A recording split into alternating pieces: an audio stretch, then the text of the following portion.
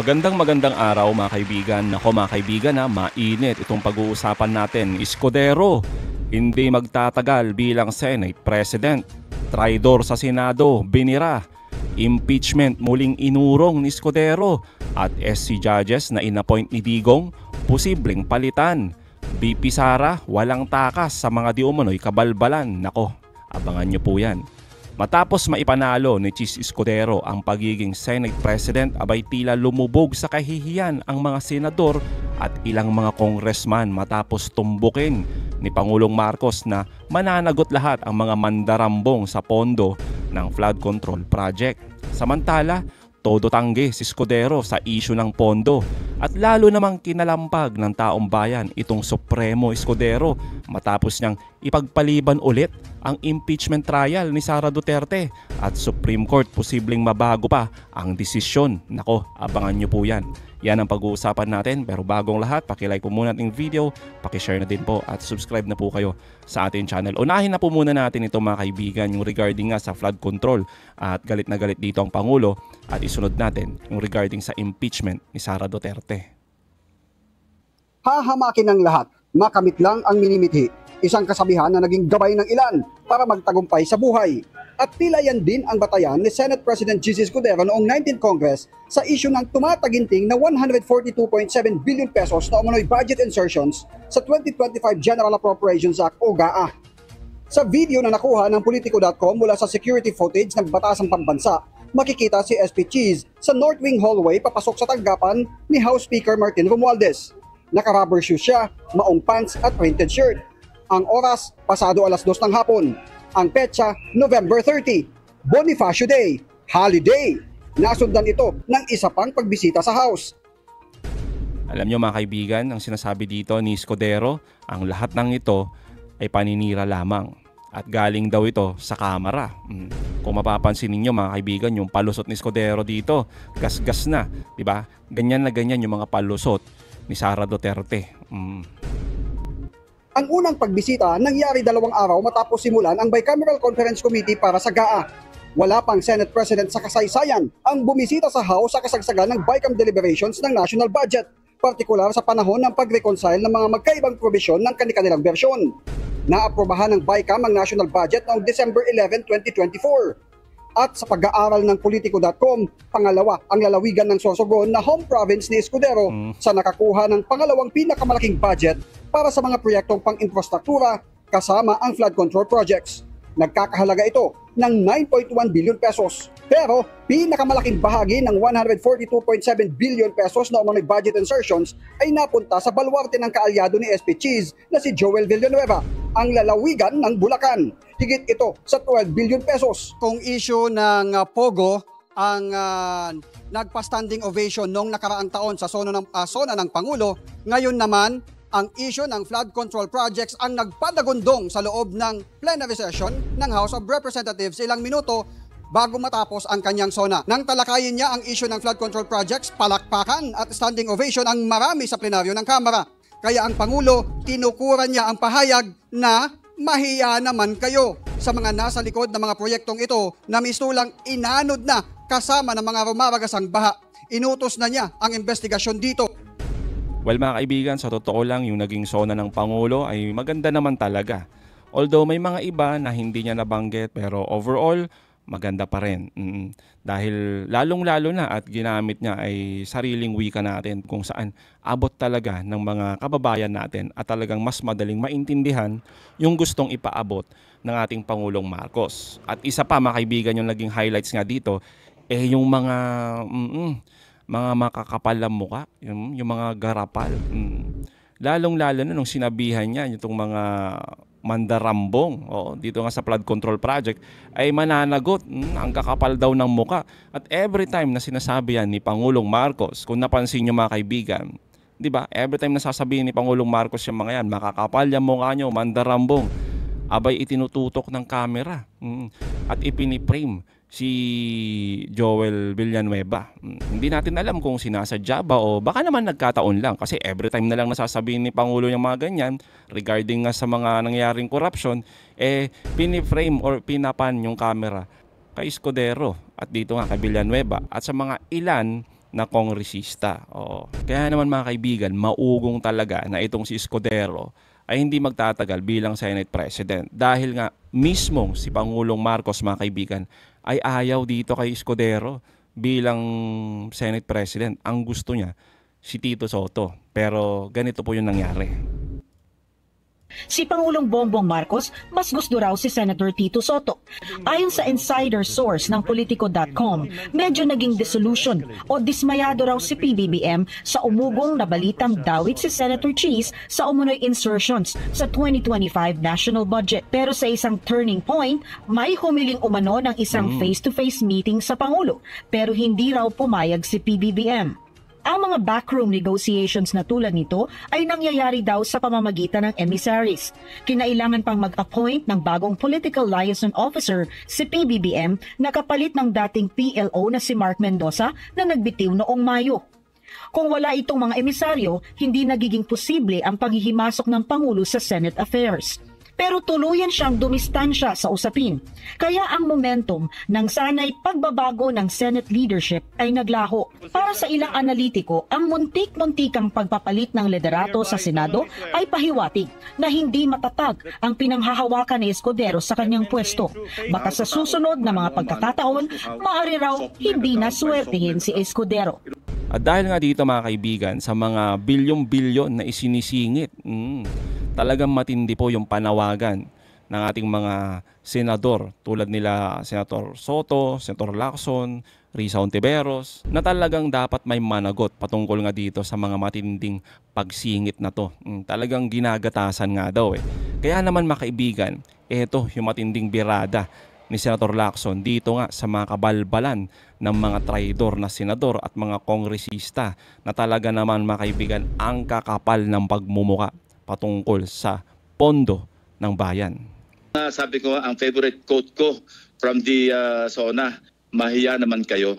Yun, alam talaga sa buto yun. Pag hindi pa naman tinablan, yung mga senador at saka mga kongresista, talagang sagat na rin talaga sa buto na hindi nahihiya. Pwede nating parang bigyan natin ng good faith benefit of the doubt na at least meron kami maidadahilan sa aming mga constituents na ito, wala kami magagawa masyado, hindi kami makapag-realign, makapag-insert, pasensya na kayo kasi utos ng Pangulo. Kapag hindi aligned sa National Expenditure Program, ibabalik niya. Meaning, hindi niya pipirmahan. Parang good as vetoed. So I just hope na ang queue makuha ng Kongreso, both houses, na huwag na natin masyadong kalikutin. Tapos sa flood control, parang affirmation ng aking nauna mga pahayag na sa loob ng 15 taon, 2 trillion pesos, 1 trillion 907 billion. Pag sinuma total mo ngayon, napakalaki eh. Nasaan, bakit bumaha tayo?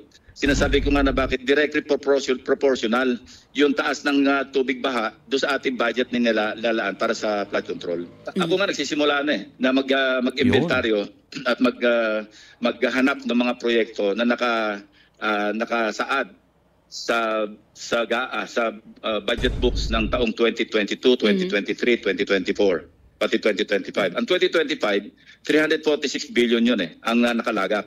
Pero ang alam ko, maraming naka-FLR o ang tawag ngayon, PISARO, for issuance of SARO. Meaning, naka-hold, hindi nire-release. Kasi nga, nagalit ang Pangulo nang makita niya yung budget ng 2025. Ang dami niya nga binito kasi hindi niya na nga raw makilala. At tinanong niya yung mga ahensya, hindi alam implementa kasi wala namang program of works. Kasi minsan, pinapark nila ito doon sa parang nagkikreate ng office to conduct mga study, kunwari, yung mga research. Yun, mahirap yun kasi maliliit yun, pero consistent yun. Para bang makita yun Pag uniformly nakapark sa isang item na pare-pareho yung makita mo na ito yung palagatasan, palabigasan, ika nga. Halimbawa, study, Bicol River Basin. Hindi matapos-tapos yung study. Yun ang medyo mahirap kapain kasi pero madali pa rin, pwede pa rin i-audit yun. Kasi anong resulta ng study nyo? Nasaan yung mga documentation yan?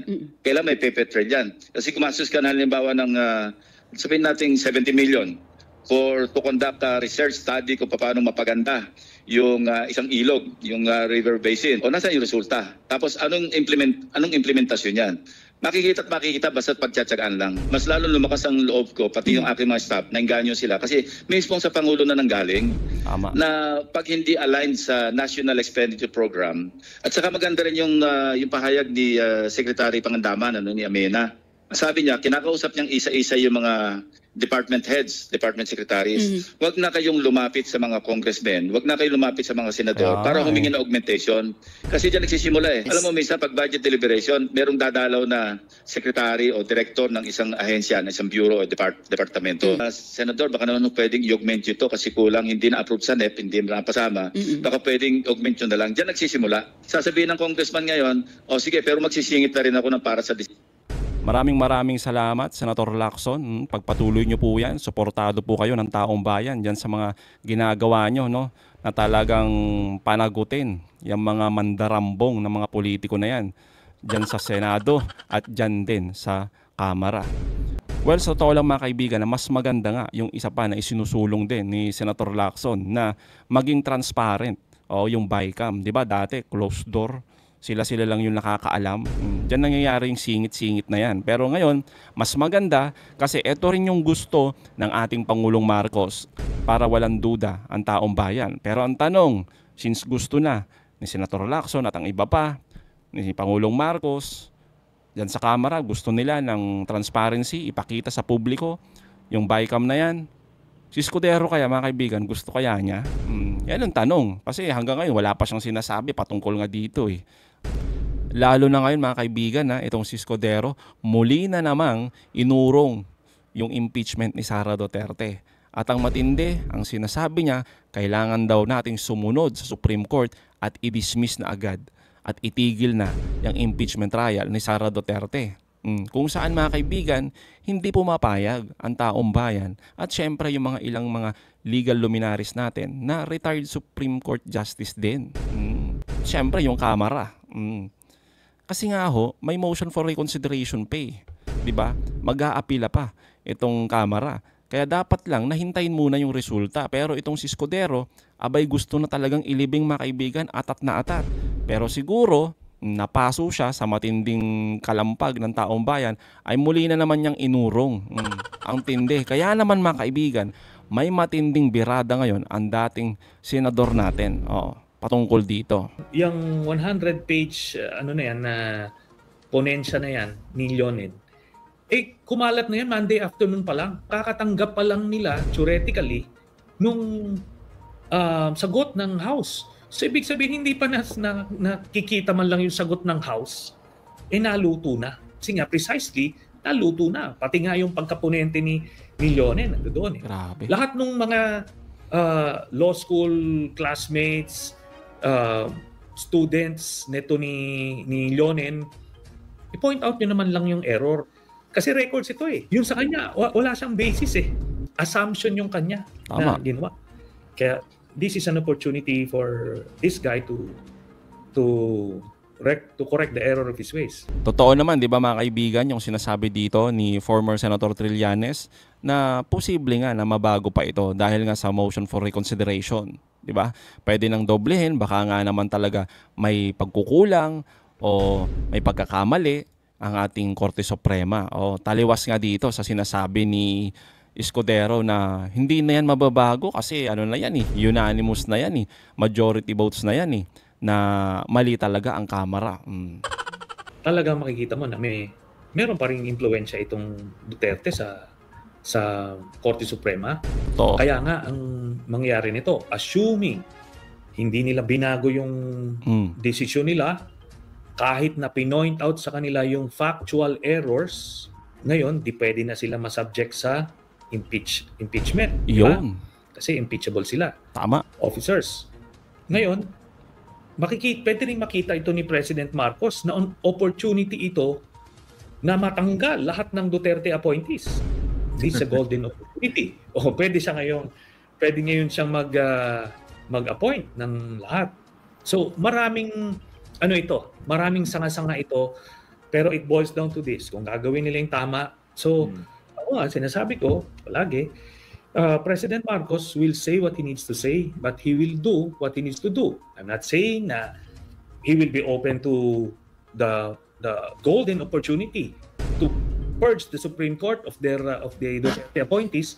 But if the opportunity is there, if the political environment is conducive for such a move, then baka may kindatan dyan at sige, go na yan. Kayo po ba mga kaibigan, pabor ba kayo na palitan na lahat itong mga Supreme Court judges natin na in-appoint ni former President Duterte? Nasa realm of possibilities ito, it's there. Kaya nga hindi natin rule out. And itong dinidiscuss naman natin dito, mga possibilities. Ngayon, sa August 6 na agenda na ng Senado yung impeachment. So what will happen there? Expectedly, magmo-motion yung mga Duterte senators na gusto na nilang i-dismiss in light of the decision of the Supreme Court. Pero siyempre, yung mga kagaya nila Senator Risa, ilalaban nila yan. Diba? Ilalaban nila yan na tipong, teka muna, final na ba yung desisyon? So, yun. Diba? So, magkakabotohan dyan. Pero for as long as hindi final, kung may MR pa na didesisyonan, bakit mo i-dismiss? Bakit mo ni-rule out yung possibility that the Supreme Court justices will see the light of day? At di ba na suddenly gawin nila yung tama. Ang tanong dito is, i-dismiss mo na ba ito kahit may pending na MR? Yung mga nagpapanggap na sunod tayo sa Supreme Court, di sumunod ka. Hindi pa nga na-decision, hindi pa nga final eh. Hindi kayo sige, sinunod mo yung executory yung decision, meaning hindi ka muna magta-trial in deference to that. Pero hindi mo pa rin totally ma-dismiss kasi nga may MR pa. Ewan ko ba mga kaibigan kung bakit atat na atat itong si Escudero na i-dismiss na itong impeachment ni Sara. Kasama dyan yung mga alipores ni Duterte. Di ba sinasabi na nga ng lahat na hintayin nyo muna itong motion for reconsideration ng Kamara. At kung ano man yung magiging desisyon ng Korte Suprema, ay kailangan na nating tanggapin mga kaibigan. Dahil hindi pa naman talaga totally na absuelto si Sara Duterte. Dahil marami po siyang kakaharapin at hindi niya ito matatakasan. Tulad na lamang na sinasabi ngayon ni former Senator Trillanes.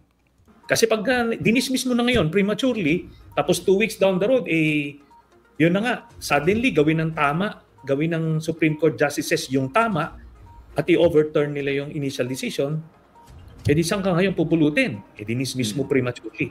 So, maraming senador and you only need 13. Ang isang option na pwede after nito, assuming mamatay na tong impeachment trial na to, is yung sa ombudsman. Okay, ombudsman, pwede siya ron. Okay? Pwedeng pigilan ulit ng Supreme Court, pero ang point nito is it's worth doing pa rin. Di ba? Gagawin pa rin yun. Tapos, habang gumugulong yan, di naman dali-dali yan eh. Pwedeng kakasuhan siya, then case build-up, abutin niya ilang buwan. Ngayon, February 6, we will go through the same exercise again.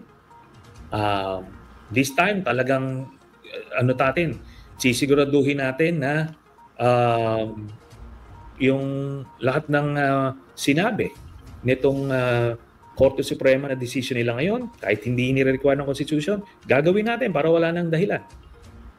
So, we will go through this same exercise. Hindi niya ito matatakasan.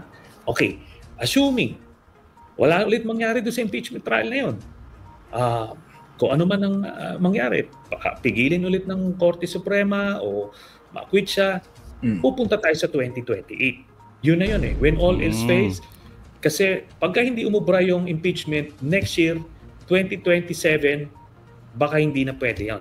Baka hindi na ubra yun. Magkahanda na lang lahat. Baka sumikat pa siya lalo doon. Sabihin, pinipersecute. Anyway, 2028 na ngayon yung importante. Kaya kailangan manalo yung kandidato na may balls, figuratively, na mapanagot itong mga Duterte na ito. Totoo naman, di ba mga kaibigan, yung sinasabi dito ni former Senator Trillanes na hindi naman talaga absuelto si Sara Duterte at meron pa talaga siyang tambak na mga reklamo at kaso na isinasampal nga sa pagmumuka ng ating napakagaling at napakasipag na Vice Presidente na laging wala sa ating bayan. Itong mga kaganapan ngayon mga kaibigan, yes, panalo itong si Sara Duterte sa naging desisyon ng Korte Suprema.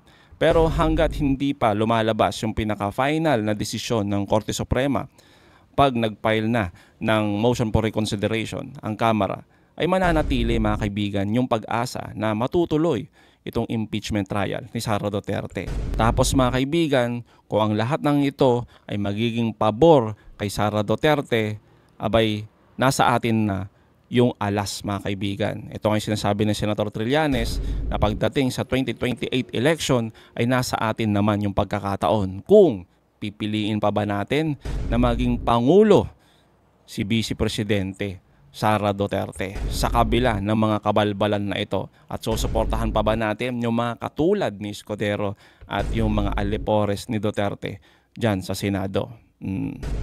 So mga kaibigan, anong masasabi nyo patungkol dito? Comment down below. Again mga kaibigan, huwag nyo kalimutan i-like at i-share ating mga video. Hanggang sa muli, kita-kita ulit tayo mga kaibigan.